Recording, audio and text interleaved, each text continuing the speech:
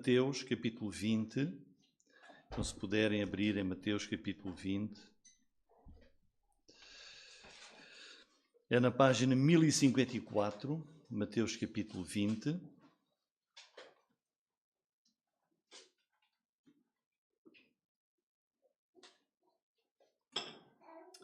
Então hoje vamos prosseguir o estudo do Evangelho de Mateus e vamos dividir o trecho de hoje, que é dos versículos 17 até 34, para procurarmos concluir este capítulo hoje. E o tema da mensagem é os sofrimentos de Cristo, como ser grande no seu reino e cegos que veem. Vamos então começar lá no versículo 17, e diz assim, versículo 17 de Mateus 20: Subindo Jesus a Jerusalém, chamou à parte os seus 12 discípulos e no caminho disse-lhes: Eis que vamos para Jerusalém, e o Filho do Homem será entregue aos principais sacerdotes, aos escribas, condená-lo à morte, e o entregarão aos gentios para que deles escarneçam e o açoitem e crucifiquem, e ao terceiro dia ressuscitará. Até aqui, irmãos, então a primeira parte, os sofrimentos de Cristo. Nós temos aqui, este capítulo 20, vai terminar e Jesus vai entrar em Jerusalém e vai ser a última semana de vida, capítulo 21, até ao fim do Evangelho, é a última semana de vida de Jesus. E Jesus está no caminho para Jerusalém. E nós temos aqui a terceira e a última predição de Jesus a respeito da sua morte, em que ele fala com os seus discípulos e pela terceira vez Jesus fala sobre aquilo que lhe vai acontecer, os seus sofrimentos, a sua morte e a sua ressurreição. Da primeira vez que Jesus falou nisso foi quando Pedro disse: Senhor, não deixe que isso te aconteça de maneira nenhuma. E esteve ali a repreender Jesus.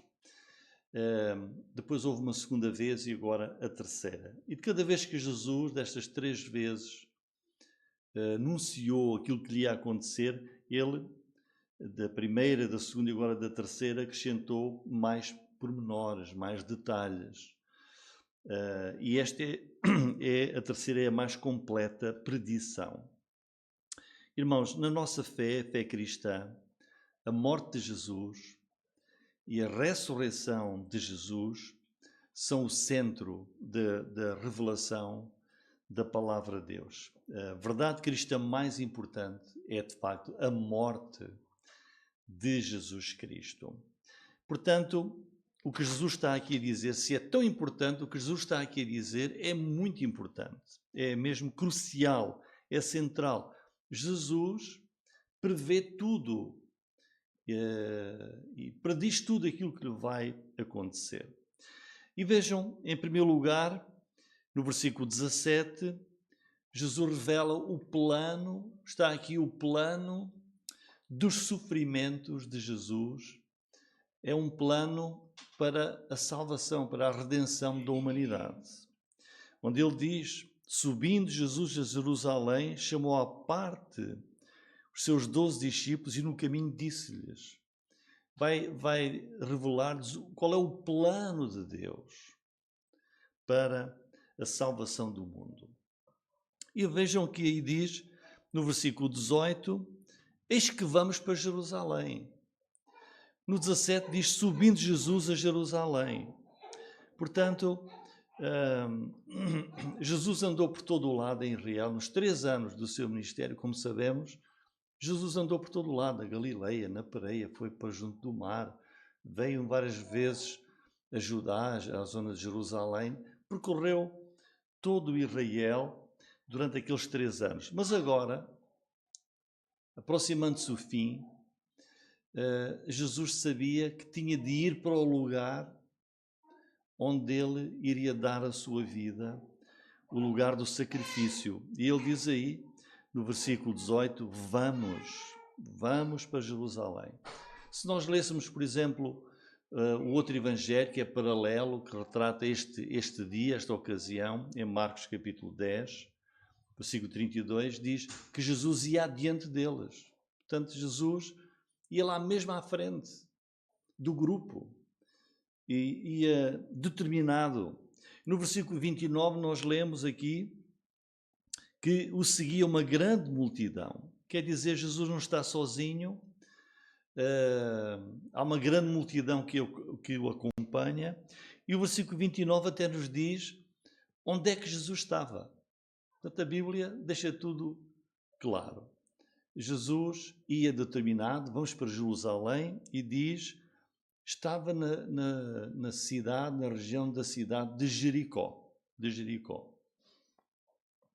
Ora, para quem olhar um bocadinho à geografia, às vezes isso é importante, a cidade de Jericó ficava e fica situada em termos geográficos, fica num vale, fica mais ou menos a 250 metros abaixo do nível do mar. Estão a ver? Temos o nível do mar e é uma cidade que fica cerca de 250 metros, o Mar Morto ainda fica mais. E a cidade de Jerusalém fica numa zona de colinas, de montes, fica sensivelmente a 800 metros acima do nível do mar. Então Jesus vai partir aqui de Jericó, vai percorrer cerca de 1000 metros, é uma estrada que tem mais ou menos 27 quilómetros, sempre a subir de Jericó até Jerusalém. Portanto, há aqui um desnível de 1000 metros, é um percurso difícil. E depois Jesus dá aqui uma quantidade enorme de pormenores e de detalhes. Ele não diz apenas que morrerá. Ele não diz apenas que vai ressuscitar. Ele diz que vai ser traído, porque o vão entregar, vai ser condenado à morte, vai ser escarnecido, vai ser açoitado, vai ser crucificado. Portanto, nesta revelação de Jesus, versículos 17, 18 e 19, o tema central são os sofrimentos de Jesus. Os seus sofrimentos. E quando Jesus está aqui a revelar isto, antes de acontecer, vai dizer o quê? É que estes sofrimentos que vão acontecer com Jesus não foram um acidente, não foi um acaso, não foi nenhuma surpresa para Jesus, nenhum choque no sentido de não estava à espera disto. Não. Porquê? Quando Jesus revela aqui, com este pormenor que nós acabamos de ler, nestes 3 versículos, com pormenor, com precisão, exatamente o que vai acontecer, mostra que Jesus tinha conhecimento, fazia parte do plano de Deus para a salvação do mundo. Se nós pensarmos um bocadinho, os irmãos recordem só quais foram as primeiras palavras de Jesus que estão registadas nos Evangelhos. Ele tinha quantos anos? 12 anos. O que é que ele disse? Quando lhe perguntaram porque é que ele ficou lá em Jerusalém, não sabeis que me convém, que eu preciso de tratar de quê? Dos negócios do meu Pai. Olha, Jesus pequenino e já sabia dos planos de Deus, claro, porque ele encarnou para isso. Então estas foram as primeiras palavras de Jesus que estão registadas. Preciso de tratar dos negócios do meu Pai, do plano dele para a salvação. E a última palavra de Jesus na sua vida, na cruz, está em João capítulo 19, versículo 30, foram as palavras está consumado. Claramente vemos que Jesus sabia do plano de Deus para a salvação, desde pequenino. Podemos até imaginar, todos os 30 anos que Jesus aqui viveu, ele sempre presente, possivelmente na sua mente, aquilo que iria acontecer na sua vida. Portanto, irmãos, é muito claro que Jesus sabia o que é que estava a fazer, sabia quando é que tudo iria acontecer e sabia quando é que tudo iria terminar. sabia porque é que estava na terra. Jesus sabia de cada detalhe da sua obra redentora.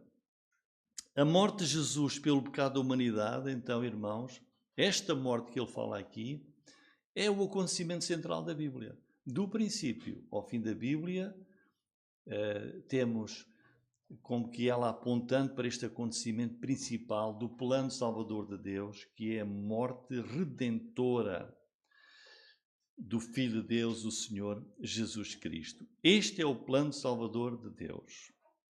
Vamos para Jerusalém e o Filho do Homem vai ser entregue, ou seja, vai ser entregue porque vai ser traído aos principais sacerdotes, aos escribas, vão condená-lo à morte e o entregarão aos gentios, quando ele foi entregue a Pilatos para ser condenado, para que deles escarneçam e o açoitem e crucifiquem, e ao terceiro dia ressuscitará. Este é o plano salvador de Deus. Irmãos, uma pergunta. Nós temos de saber o motivo para estes sofrimentos de Jesus. A razão. Porquê? Porque é que estes sofrimentos ocorreram na vida de uma pessoa perfeita como Jesus? E a razão e o motivo é porque Jesus veio ao mundo para levar sobre si mesmo a culpa do pecado da humanidade. Jesus morreu, Jesus sofreu por causa do pecado que entrou no mundo.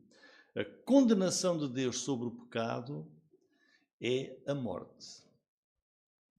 É a morte. A transgressão às leis de Deus tem como culpa e como sentença a morte. O homem pecador irá certamente sofrer esse juízo de Deus. Mas Deus, no seu muito amor, arranjou um substituto.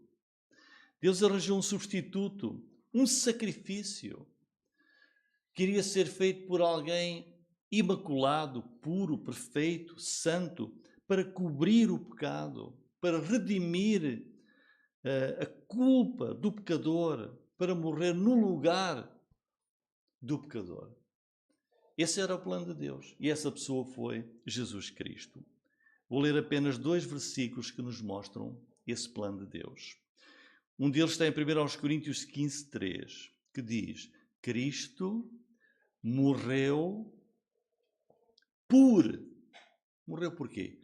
Morreu por nossos pecados, segundo as Escrituras. E em 2 Coríntios 5:21 diz: aquele que não conheceu o pecado, foi quem? Jesus, que nunca pecou, o fez pecado por nós, para que nele, em Jesus, fôssemos feitos justiça de Deus. Este é o plano redentor de Deus. Mas também temos a proporção dos sofrimentos. Os irmãos notam como Jesus falou aqui com muito detalhe, com muito pormenor, de tudo aquilo que lhe iria acontecer. E é muito importante nós vermos o seguinte, irmãos. As Escrituras referem-se ao sofrimento de Jesus no plural. No plural. Também chama noutros, como iremos ver, chama-lhes aflições. Penso que vai aparecer ali, vejam, 2 Coríntios 1:5. 2 Coríntios 1:5. Porque como as aflições, é isto que Jesus está aqui a dizer. As aflições de Cristo são abundantes. Ou vejam, por exemplo, Filipenses 3:10. Para conhecê-lo, que é conhecer Jesus, e o poder da sua ressurreição e a comunicação das suas aflições. Não é apenas o sofrimento, os grandes sofrimentos, as grandes aflições de Jesus quando ele foi preso. Ou 1 Pedro 1:11.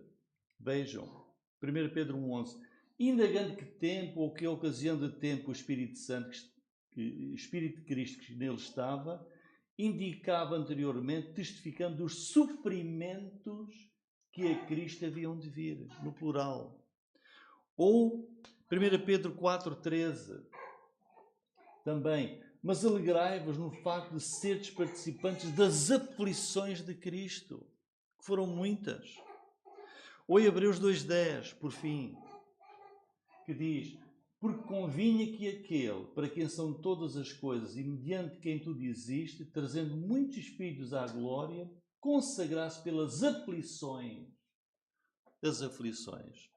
Portanto, a Bíblia refere-se a isto que Jesus aqui estava a predizer, foram realmente os sofrimentos, as aflições de Jesus, faziam parte do plano de Deus para a salvação do homem. Não foi apenas o sofrimento físico, não foi apenas a dor de Jesus, que sofreu uma dor incrível de ser chicoteado, de ser batido, mas que mais aflições foram que Jesus passou? A humilhação, o Filho de Deus a ser humilhado nas mãos dos homens.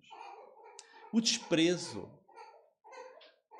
Jesus, pleno de amor pelo homem, amor sem fim, e o quão foi ele desprezado. Os irmãos não sentem dor quando são desprezados também? Jesus passou por isso. A traição por um dos seus apóstolos, a rejeição pelos homens, a rejeição até pelo próprio Pai, quando ele na cruz, porque como lemos aqui, Deus o fez pecado, ele disse: Deus meu, por que me abandonaste? Jesus suportou todas essas aflições e esses sofrimentos em silêncio. O profeta Isaías diz que ele não abriu a sua boca. Então vimos, irmãos, o plano dos sofrimentos era isto que está aqui, a proporção deles. Mas o poder, porque os sofrimentos e as aflições de Jesus não foram o fim. Mas diz aqui, por fim ele, no versículo 19, ao terceiro dia ressuscitará. Jesus ressuscitou daquele túmulo, passados 3 dias. Jesus venceu a morte e tudo isso pelo seu grande amor para nos salvar, para nós podermos ter perdão de Deus e podemos ter a vida eterna. E agora vamos ler um versículo onde está tudo. Em 1 Pedro 3,18 está tudo.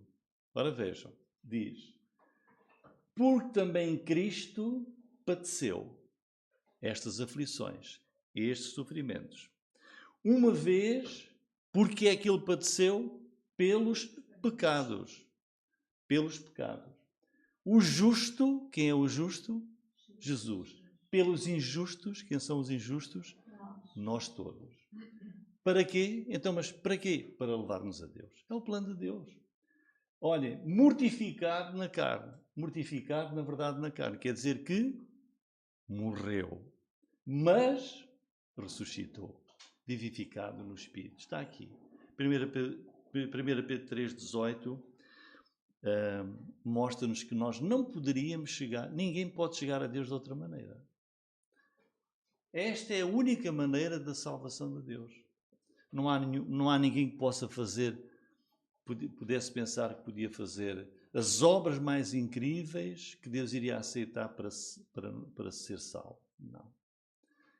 Era indispensável este plano de Deus para a nossa salvação. E por isso o que é necessário? Não são as tuas obras, nem as minhas obras. Tens de te arrepender, tens de crer em Jesus, tens de o aceitar como teu Salvador para receberes o perdão de Deus, para receberes a salvação. Então, primeira parte aqui da nossa mensagem de hoje, os sofrimentos de Cristo. Depois, versículos 20 até 28, como ser grande no reino de Deus. Se alguém aqui quer ser grande no reino de Deus, então Jesus vai dizer como é que pode ser grande no reino de Deus. E o que é que nós temos aqui? Então se aproximou dele a mãe dos filhos de Zebedeu, com seus filhos, adorando e fazendo-lhe um pedido. E ele diz-lhe, que queres? Ela respondeu, dize que estes meus 2 filhos se assentem um à tua direita e outro à tua esquerda no teu reino. Muito bem. Então, Não é a primeira vez que este assunto, quem é o mais importante, quem é o maior no reino de Deus, não é a primeira vez que este assunto do ser grande no reino de Deus é levantado no seio do grupo dos apóstolos. Irmãos, nós continuamos hoje a viver numa geração muito orgulhosa, hoje, muito egoísta, cheia de ambição pessoal, infelizmente até na igreja. Até na igreja. Mas a Bíblia é muito clara sobre essas coisas. Quando diz, vejam, vamos ver alguns versículos, quando nos diz que Deus reprova, Deus condena, o orgulho, a altivez e o desejo de importância na Igreja de Jesus. Por exemplo, Provérbios 21:4, olhar altivo. Olhar altivo. Coração orgulhoso é pecado, diz a palavra de Deus. Ou Provérbios 16:5, abominação é para o Senhor todo o altivo do coração. Quer dizer, não deve fazer parte da vida do crente, do pensamento, dos anseios do crente, ser grande, ser importante, ser o maior na igreja ou no reino de Deus. É por isso que Deus diz, por exemplo, em Tiago capítulo 4, versículo 6, Deus resiste aos soberbos. Deus não gosta da soberba, do orgulho, da grandeza. Não, Deus resiste aos soberbos, mas dá graça aos humildes. Miqueias capítulo 6, versículo 8, o que é que o Senhor pede de ti? O que é que Deus quer de ti? Senão que andes humildemente com o teu Deus. É isso que Deus quer ver nas nossas vidas. Anda com o teu Deus humilde. Humilde. Mas aquela mãe, com os 2 filhos, veio pedir para que Jesus fizesse deles os mais importantes no seu reino. E esta era a lição que os discípulos que estão a aprender com Jesus ainda precisavam de aprender. De terem de facto honra, mas é uma honra que vem pela humildade. De ter glória, mas é uma glória que vem pelo sofrimento. Jesus recebeu maior glória do Pai porque ele passou pelo sofrimento, a morte na cruz e depois na sua ressurreição. Provérbios capítulo 15, versículo 33 diz, precedendo ou antes da honra, antes da glória, antes de ser importante, o que é que tem de estar antes? Vai a humildade. A humildade. Então, versículos 20 e 21, vejam o pedido que a mãe de Tiago e de João, o pedido que ela faz a Jesus. Se nós lêssemos, por exemplo, Marcos capítulo 10, sabemos que não é só a mãe que vem fazer este pedido. Os 3, a mãe, Tiago e João, estão juntos neste pedido a Jesus. Agora vamos pensar um bocadinho, irmãos. Se Jesus te perguntasse a ti, cada um de nós que está aqui esta tarde, se Jesus perguntasse, o que é que queres que eu te faça? Foi o que ele perguntou ali no versículo 21. A mãe aproximou-se de Jesus e ele disse, que queres? Se Jesus perguntasse, só para nós pensarmos, Rui, por o nome de cada um de nós que está aqui, o que é que queres que eu te faça? O que é que cada um de nós iria responder? No caso daqueles 2 e daquela mãe, perante a pergunta de Jesus, o pedido foi, queriam o lugar mais importante no reino de Deus. Que um se sentasse à direita e outro à esquerda, no trono de Jesus, Jesus no trono, e Tiago de um lado e João do outro. Este é o pedido da mãe de Tiago e de João. Sabem que nós, quando lemos a palavra de Deus, sabemos que o Senhor faz grandes promessas. Grandes promessas. Há aqueles que creem nele e há aqueles que o seguem. Jesus promete-nos bênçãos, Jesus promete-nos honra e glória no seu reino, iremos reinar com ele. Mas estas coisas têm que ser entendidas na devida medida. E eles levaram aquilo bem a sério. Estas promessas de Jesus, de bênçãos, de honra, de glória no seu reino, que iremos ter, levaram aquilo tão a sério que pediram um lugar de destaque e alimentou aquele lado materialista que estava no coração daqueles apóstolos. E Jesus vai corrigir isso. No versículo 22 e 23 é a resposta de Jesus. Jesus, porém, respondendo, disse: não sabeis o que pedis. Diz: vocês são ignorantes, não sabem aquilo que estão a pedir. Estão a pedir para serem os mais importantes no meu reino, para se sentarem no meu trono. Jesus começa logo por mostrar que aquela ambição, aquela arrogância do seu pedido não fazia qualquer sentido. E depois diz: olha, podeis vós beber o cálice que eu hei de beber? E esta referência a beber o cálice é uma referência aos sofrimentos de Jesus. Eles dizem que sim, nós não temos nenhum problema em passar pelos sofrimentos que tu vais passar. Como se isso fosse possível. Olha, quando chegou a primeira aflição, quando Jesus foi preso, o que é que eles fizeram logo? Fugiram todos, abandonaram todos o Senhor Jesus. Mas aqui estão a dizer: sim, não temos nenhum problema em suportar aquilo que tu vais suportar também. E às vezes nós pensamos assim, que somos grandes, somos importantes no reino de Deus, e às vezes vêm situações às nossas vidas que nos vão mostrar que afinal somos muito fracos. Mas também não podemos deixar de dizer que Tiago e João vieram ser muito importantes na igreja. Muito importantes, como nós sabemos. Tiago e João. Olhem, Tiago era de tal maneira importante na igreja em Jerusalém que Herodes o mandou matar. Ele é o primeiro apóstolo a ser martirizado. Em Atos capítulo 12, versículos 1 e 2, nós lemos aquilo que Herodes mandou fazer a Tiago, que era o irmão de João. Diz assim: por aquele mesmo tempo, o rei Herodes estendeu as mãos sobre alguns da igreja. Olha, o rei Herodes, né? Fixou-se em alguns da igreja para os maltratar e matou à espada Tiago, irmão de João. À espada. Não sabemos se foi decapitado, se o que é que foi. Tiago, o primeiro apóstolo a ser martirizado, porque era uma pessoa de relevo na igreja.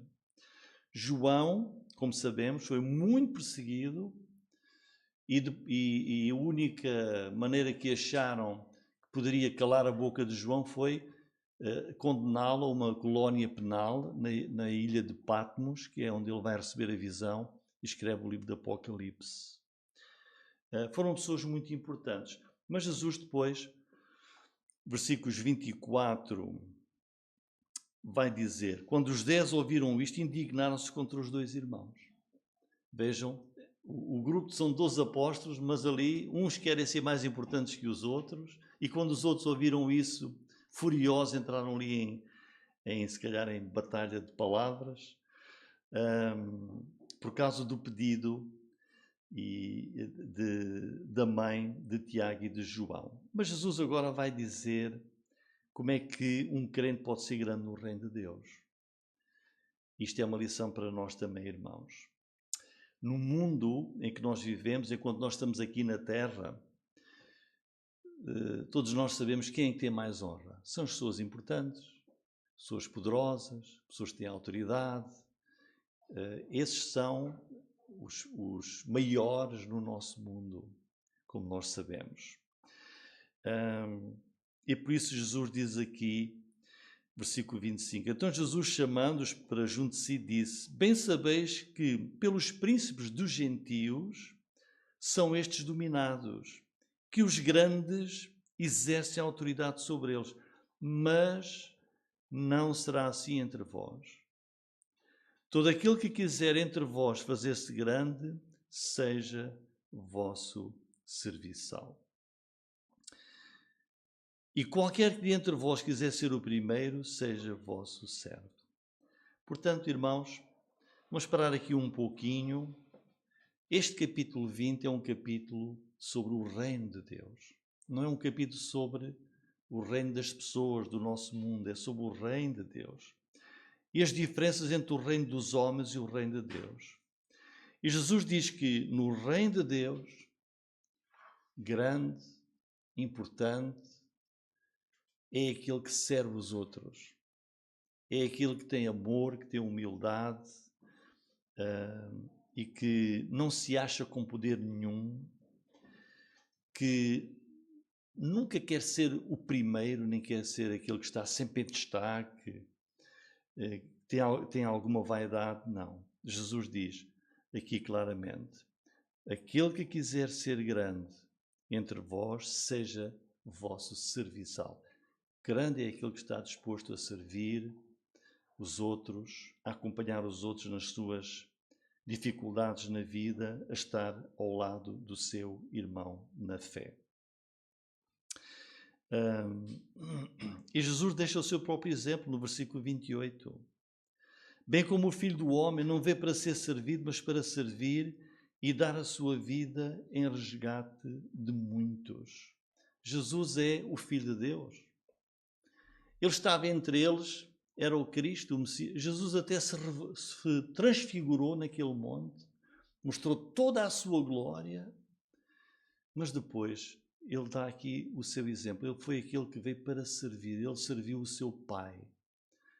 E qual foi o serviço que ele prestou ao Pai? Foi de dar a sua vida para a nossa salvação. Então Jesus é o nosso modelo de servir. O único que merecia ser servido, que é Jesus, e de facto foi aquele que serviu a própria humanidade. Serviu pagando na cruz a nossa culpa, para, como ele diz aí, fim do versículo 28, dar a sua vida em resgate de muitos, para a nossa salvação. Pagou o preço, o resgate para a nossa salvação. Jesus na cruz expiou o nosso pecado. E depois, por fim, para concluir o capítulo 20, versículos 29 até 34. Os cegos que veem. Saindo eles de Jericó, seguiu grande multidão, e eis que 2 cegos assentados junto do caminho, ouvindo que Jesus passava, clamaram, dizendo: Senhor, filho de Davi, tem misericórdia de nós. E a multidão repreendia para que se calassem. Eles, porém, cada vez clamavam mais, dizendo: Senhor, filho de Davi, tem misericórdia de nós. E Jesus, parando, chamou-os e disse: Que quereis que vos faça? Disseram-lhe eles: Senhor, que os nossos olhos sejam abertos. Então Jesus, movido de íntima compaixão, tocou-lhes nos olhos, logo os seus olhos viram e eles o seguiram. Cegos que veem. Este é um acontecimento muito importante e acho que toca os nossos corações. Tem aqui várias lições para nós, sobretudo, podermos aplicar à nossa própria vida. Temos aqui, em primeiro lugar, a revelação de que este acontecimento foi com 2 homens que eram cegos. 2 homens que não tinham visão física, mas observemos aqui a fé deles, uma fé forte que às vezes se encontra em pessoas que nós nem pensaríamos que seria possível. Por mais cegos que fossem esses 2 homens, eles acreditaram que Jesus podia curá-los completamente da sua cegueira, que Jesus era capaz de os ajudar. Estes 2 cegos nunca tiveram a possibilidade de ver um milagre de Jesus. Nunca puderam ver Jesus a fazer qualquer tipo de milagre. Eles conheciam Jesus apenas de ouvir falar de Jesus. Ouviram falar de Jesus, ouviram falar das coisas que Jesus dizia, das coisas que Jesus fazia. Nunca ouviram Jesus face a face. No entanto, assim que eles ouviram que Jesus ia passar por ali, eles imediatamente clamaram a esse Jesus que ia passando por ali. Clamaram porque tinham uma fé impressionante na pessoa de Jesus Cristo. E a grande fé deles é vista quando eles falam reconhecendo que Jesus é o Messias.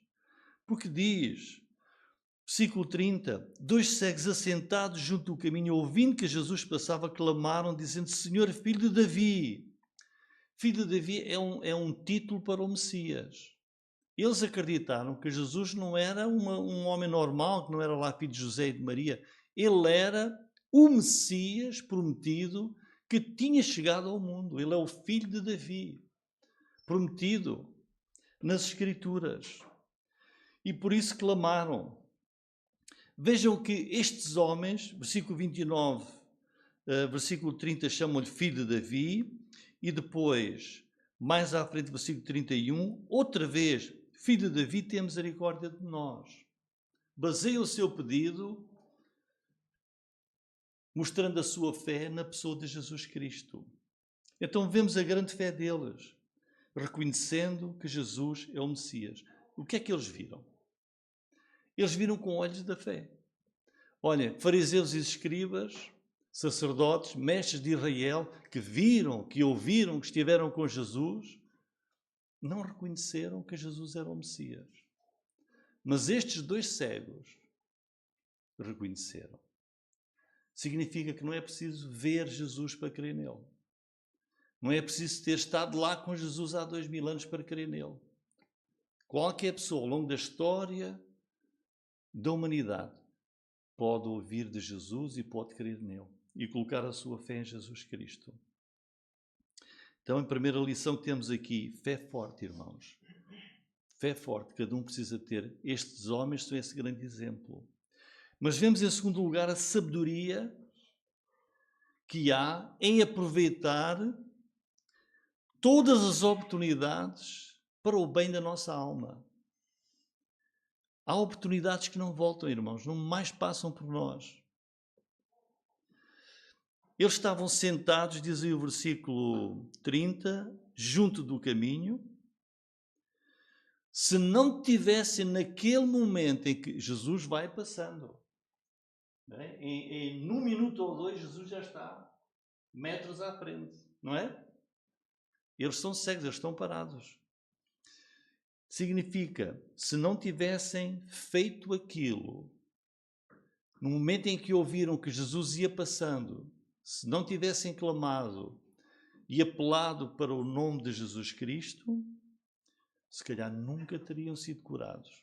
Porquê? Jesus não voltou mais a Jericó. Jesus vai para Jerusalém. E lá vai o Senhor dar a sua vida.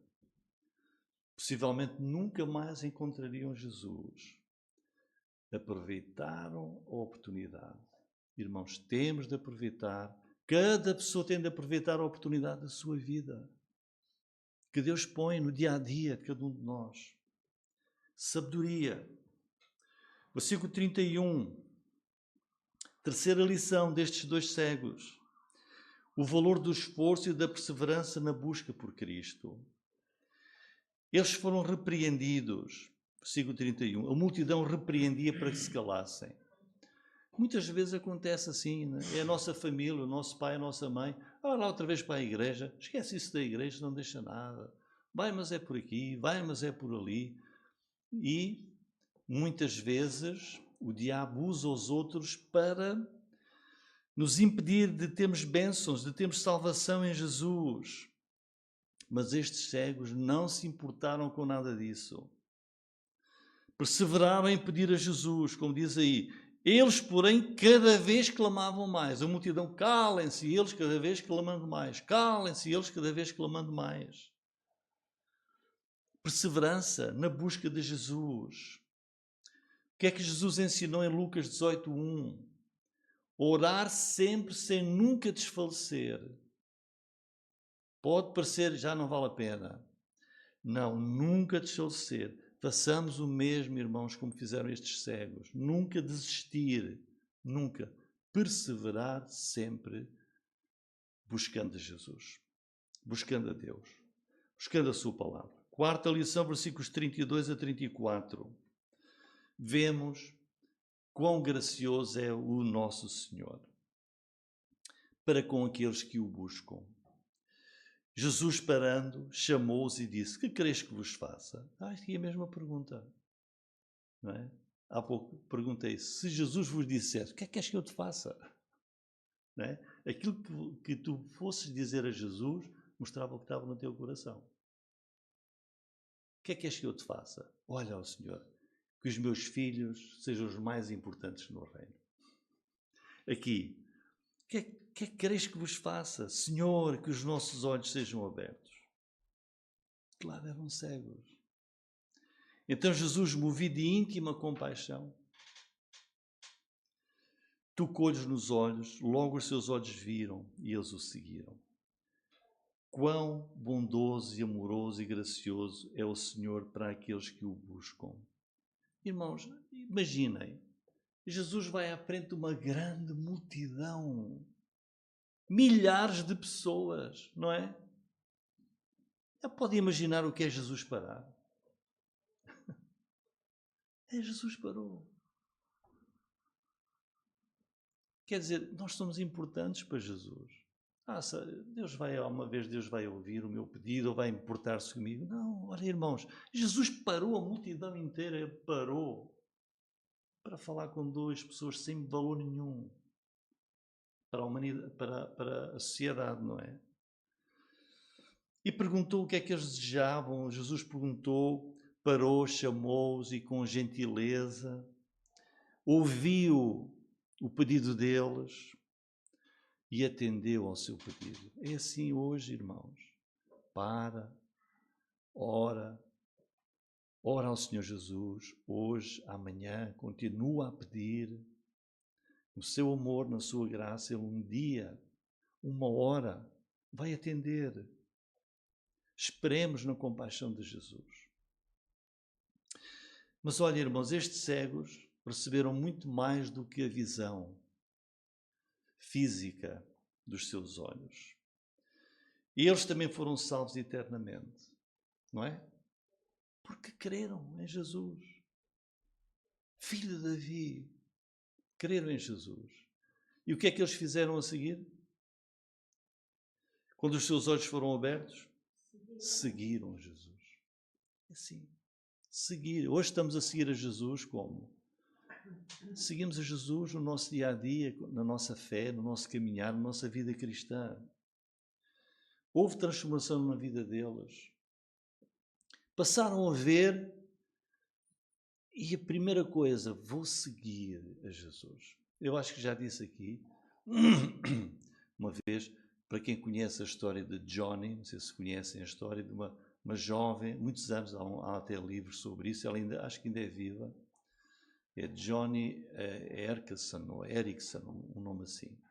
Mas ela, a mergulhar num lago, era ainda uma jovenzinha, partiu, mergulhou, bateu com a cabeça no chão e ficou completamente paralítica, tetraplégica. E passou a viver o resto da sua vida numa cadeira de rodas. Não é? Mas nunca renunciou à sua fé.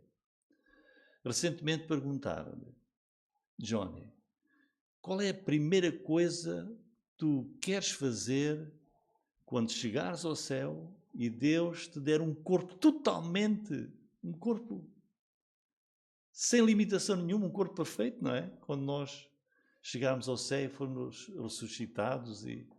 Sabe o que é que ela disse? Se calhar cada um de nós diria, vou saltar, nunca mais saltei. E ela disse, primeira coisa, quando Deus me restituir o meu corpo, é ajoelhar-me aos pés dele. É verdade. Quando Deus lhe der pernas, ela quer dobrar os joelhos em adoração a Cristo. É um grande exemplo. Eles, quando viram com os seus olhos, seguiram a Jesus. O Messias.